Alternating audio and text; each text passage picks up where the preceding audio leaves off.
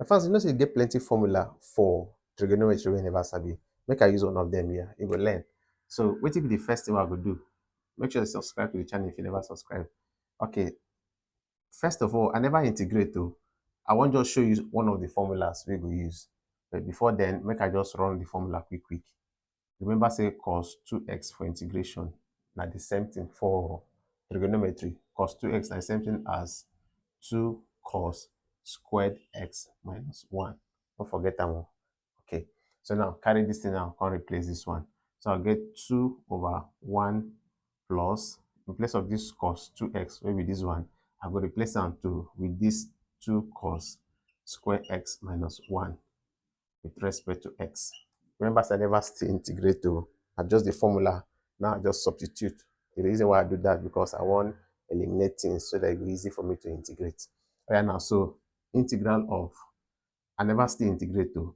I just notice say 1 minus 1 will be 0.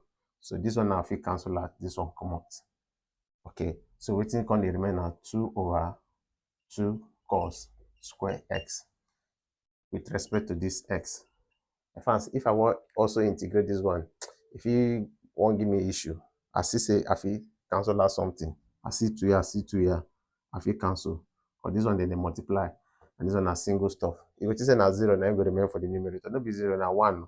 I still remain. So I'll get integral of 1 over this cos squared x, where remain with respect to x. But then I never still integrate though. The next thing I go ask myself, should I see this thing for trigonometry now? 1 over cos, inverse of cos, not be sec. 1 over cos, inverse of cos, now sec you will give us normally. So if you can't get inverse of cos square x, it means you will get as sec squared x. Remember, inverse of ordinary cos will give you sec.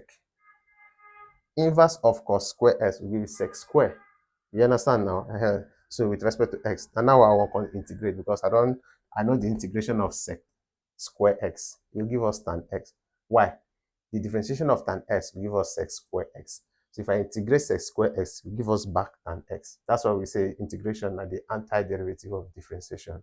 Okay, so now I now will equal to now integral of sec square x will give us tan x plus c will be the constant of this integration where I don't remove now. That will be the final answer.